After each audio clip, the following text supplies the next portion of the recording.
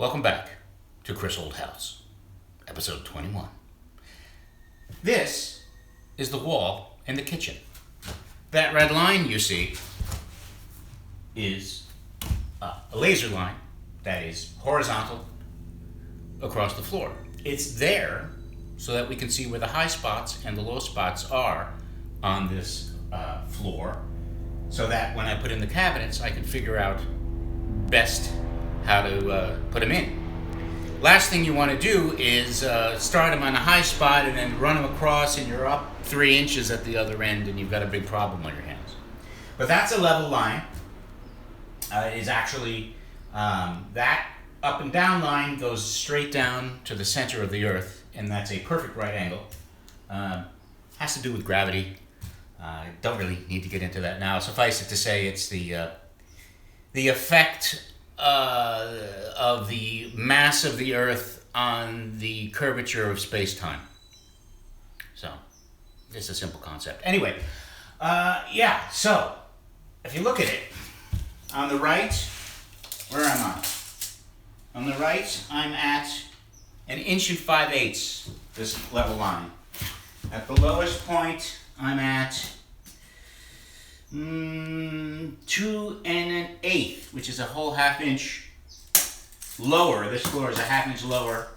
And over there, at the end, about where the first cabinet's going to go, I'm at what will be about 1 1/8 inches. So here is the lowest spot in the kitchen where the cabinets are going to go. So I'll start the cabinets up on that edge there and level out this way. So these cabinets will be a little bit higher, because otherwise I put the first cabinet here, then I have to somehow try to cut the bottoms of the cabinet to compensate as I go right and go left, which will never work. So hopefully you can see me. I think you'll be able to when I get down here. Yeah, you can see me.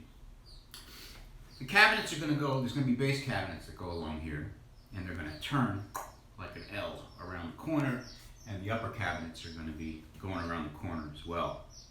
But this plywood floor goes into the kitchen.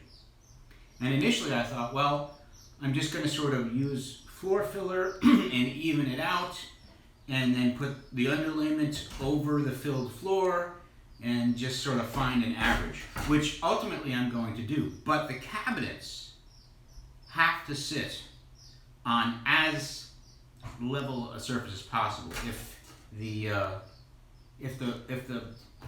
plywood that they're sitting on is angled by 1/2 inch over 2 feet, then when the cabinet goes down, it'll sit wrong and it'll be a terrible mess.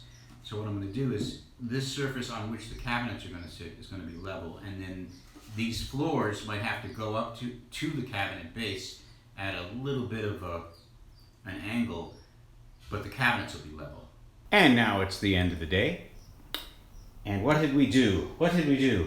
Well, we did a lot of patching. See all that up there? Oh yeah, there we go.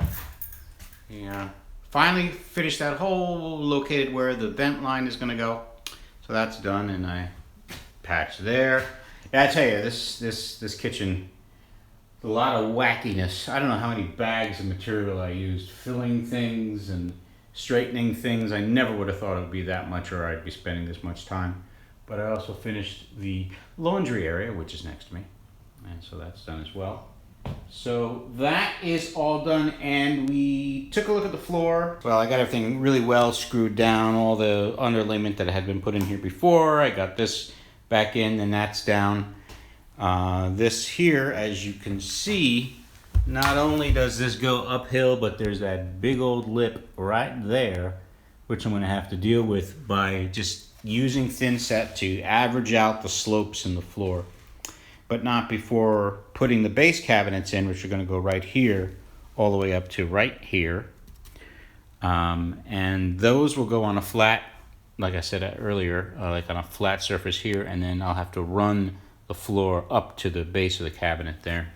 And speaking of cabinets, they are supposed to arrive in 2 days.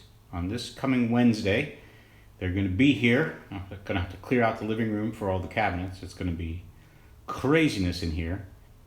It's nice to be moving into the living room because I am done with this kitchen. For the prep anyway. And it's just going to be all fun from here on out, putting it in. Going to need a lot of shims, a lot of figuring, and a lot of shims, and a really good level line. If you like what you've been seeing in these episodes, please hit the little like button down below and subscribe. Hit the little notification bell, and appreciate it. Thank you very much for watching this episode of Chris Old House.